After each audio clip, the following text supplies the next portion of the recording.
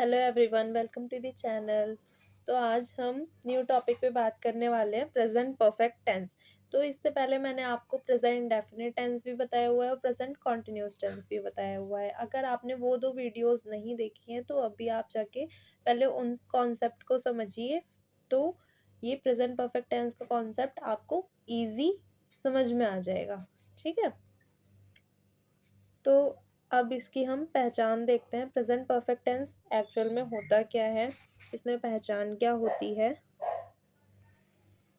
पहचान होती है चुका है, चुकी है, चुके हैं, आ है, ई है, ए है, लिया है, दिया है, गया है। ठीक है, तो प्रेजेंट परफेक्ट टेंस अब होता क्या है, ये तो हमने हिंदी में पहचान देखी। ठीक है, कि जो वाक्य होता है, वाक्य के लास्ट में जो वर्ड्स आ रहे हैं, चुका है, चुकी है, चुके हैं, ठीक है, तो वो प्रेजेंट परफेक्ट टेंस कहलाते हैं। ठीक है, अब हम उसका मीनिंग समझते हैं, ये है क्या। तो present perfect tense used to describe action or events that finished recently. It can be also used to describe experience or you have seen something.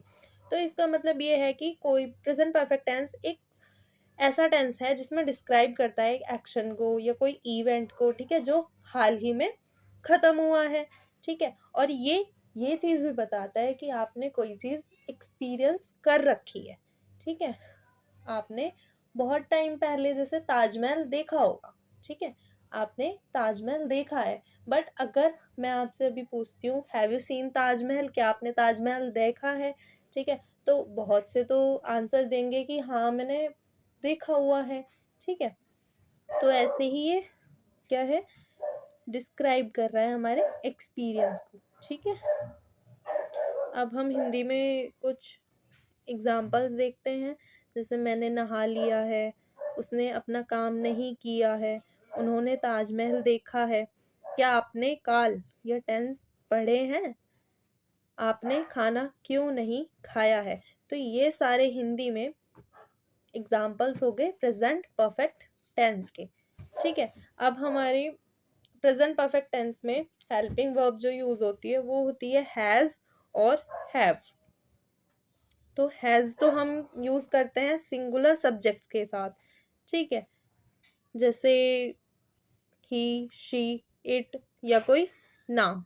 ठीक, और हैव यूज करते हैं हम आई, यू, वी, दे के साथ। ठीक है, हैज तो हमने सिंगुलर सब्जेक्ट के साथ यूज कर लिया। ठीक है, और हैव यूज करेंगे हम प्लूरल सब्जेक्ट के साथ। ठीक है, ओके, चलो हम आगे इंग्लिश में इसको ट्रांसलेट करने की कोशिश करते हैं। ठीक है, तो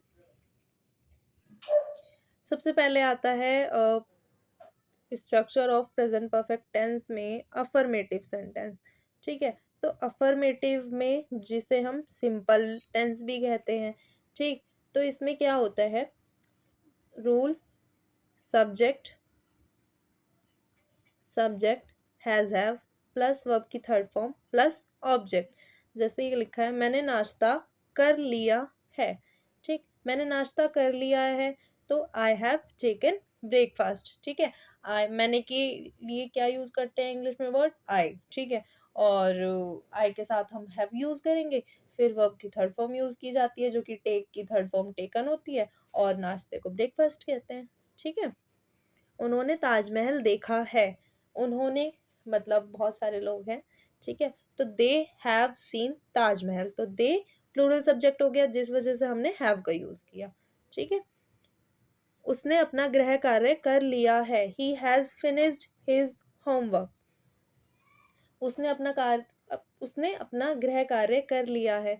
तो देखो यहाँ पर उसने, बहुत सारे बच्चे ना कंफ्यूज हो जाते हैं कि अगर सब्जेक्ट में उसने आ रहा है या उसका आ रहा है। ठीक है, तो इसमें हम क्या यूज करते हैं, देखो जब हमें क्लियर नहीं होता कि एक्चुअल में सब्जेक्ट है क्या, या फिर हमें मालूम नहीं पड़ता कि जेंडर उसमें क्या है, मेल है या फीमेल है। ठीक है, तो हम प्रायोरिटी लेकर चलते हैं कि हम ही को यूज करें। ठीक है, मतलब मेल प्रायोरिटी देते हैं हम यहाँ पे एक्चुअल में।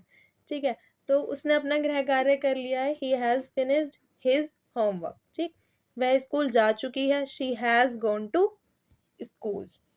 ओके, तो ये तो हुआ हमारा अफर्मेटिव। ठीक है, अब देखते हैं हम नेगेटिव का स्ट्रक्चर। नेगेटिव में जो कि नकारात्मक सेंटेंस होते हैं। ठीक, अब नेगेटिव में हम नॉट का भी यूज करते हैं। ठीक, और इसका जो रूल बनता है, subject has have note verb की थर्ड फॉर्म प्लस ऑब्जेक्ट। ठीक है, प्रेजेंट परफेक्ट टेंस में बेटा वर्ब की थर्ड फॉर्म जरूर जरूर यूज होगी, इसका जरूर ध्यान रखना। ठीक है, परफेक्ट टेंस में वर्ब की थर्ड फॉर्म ही यूज की जाती है। उसने मुझे आज नहीं बुलाया है, she has not called me today. देखो, अब यहाँ पर आप बोलोगे कि आपने शी का क्यों यूज किया। ठीक है, अब देखो ऐसा भी तो हो सकता ना, वैसे इस सेंटेंस में हमें पता नहीं लग रहा कि इसमें लड़के की बात करी जा रही है, लड़की की बात करी जा रही है। ठीक है, पर जब हम नॉर्मल किसी से कॉन्वर्जेशन करते हैं, ठीक है, तब हमें तो पता होता है ना कि हम लड़की के बारे में बात कर रहे हैं या लड़के के बारे में बात कर रहे हैं। ठीक है, तो जब हमें पता हो तब तो हम ही और शी का यूज कर सकते हैं। ठीक है, जब हमें जेंडर का नहीं पता तब हम ही को यूज करेंगे। ठीक है, समझ में आ गया। उसने आज मुझे नहीं बुलाया है, she has not called me today. उसने नहाया नहीं है, he has not taken bath. ठीक, मैंने अपना गृह कार्य नहीं करा है, I have not completed my homework. उन्होंने अनुमति सॉरी उन्होंने अनुमति नहीं ली है, they have not taken permission. मैंने नया लैपटॉप खरीदा है, I have bought new laptop. ठीक है, ये तो हुए नेगेटिव सेंटेंसेस। अब हम आगे पढ़ते हैं इंटरोगेटिव। इंटरोगेटिव में क्या होता है, इसमें हम प्रश्न करते हैं। ठीक है, मतलब क्वेश्चन करते हैं, या तो हमें यस और नो में आंसर मिलता है। जब भी हम कोई क्वेश्चन करेंगे या तो हमें यस और नो में आंसर मिलता है या फिर हमें रीजन के साथ आंसर मिलता है। ठीक है,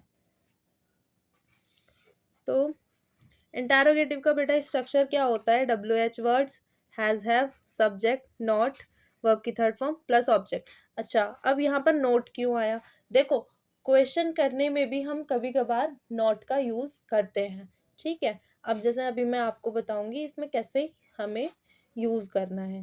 ठीक, तो अब यहाँ पे देखो हमें कंफ्यूजन रहती है कि हमें हेल्पिंग वर्ब कब यूज करनी है पहले, और हमें WH वर्ड का पहले यूज करना है। ठीक है, तो सिंपल सा फंडा है यहाँ पर देखो, क्या आपने देखा है। ठीक है, क्या आपने देखा है, तो जब क्या वर्ड हिंदी में पहले आए, ठीक है, तो आपको हेल्पिंग वर्ब लगानी है। मतलब अब इस सेंटेंस को एक बार पढ़ के देखो दोबारा से, क्या आपने देखा है। ठीक है, या तो आप हाँ में जवाब दोगे या फिर आप ना में जवाब दोगे, है ना। जब आप यस या फिर नो में जवाब दोगे, ठीक है, तब यस या फिर नो में जब आपको जवाब मिलेगा, ठीक है, तब आपको हमें यहाँ पर क्या करना है, हेल्पिंग वर्ब को पहले यूज कर लेना है। ठीक है, जब यस या फिर नो में जवाब मिलने वाला हो तब हम हेल्पिंग वर्ब को पहले यूज करेंगे। ठीक है, जब हमें रीजन के साथ आंसर लेना हो, ठीक है, तब हम WH वर्ड्स के साथ आंसर क्वेश्चन करेंगे। ठीक है, जैसे अब शुरू से एक बार देखते हैं, क्या आपने देखा है, हैव यू सीन। ठीक है, ये एक हाँ या ना में जवाब देने वाला स्टेटमेंट है। ठीक है, तो इसलिए हमने हेल्पिंग वर्ब को पहले चूज किया। ठीक है, आपने क्या देखा है, व्हाट हैव यू सीन, तो इसमें आपको रीजन देना पड़ेगा। ठीक है, तो इसलिए ये WH वर्ड्स हमने पहले यूज करे इसमें। ठीक है, क्या मोहित स्कूल गया है, has Mohit gone to school. Mohit एक सिंगुलर सब्जेक्ट है, that's why we use has. ठीक है, आपने यह काम क्यों किया है, आपने यह काम क्यों नहीं किया है, why have you not done this work। देखो, अब इसमें भी क्वेश्चन में भी नेगेटिव सेंटेंस आया ना। ठीक है, तो ऐसे ही हम जब भी इंटरोगेटिव में नेगेटिव वाले सेंटेंस होंगे, ठीक है, तब हम इसी का ही यही सेम स्ट्रक्चर यूज करेंगे। ठीक है, क्या तुम काल या टेंस सीख गए हो, हैव यू लर्नड टेंस। ठीक, अच्छा एक बार मैं दोबारा से शॉर्ट में बता देती हूँ, इंटरोगेटिव में आप कंफ्यूज मत होना। जब आपको यस या फिर नो में आंसर लेना हो, ठीक है, तब आपको हेल्पिंग वर्ब पहले यूज करनी है, और जब आपको रीजन में आंसर पूछना है तब आपको WH वर्ड्स पहले यूज करने हैं। ठीक है, और अगर आपको कुछ नहीं समझ में आया हुआ हो तो आप कमेंट में हमसे पूछ सकते हैं। तब तक के लिए बाय बाय।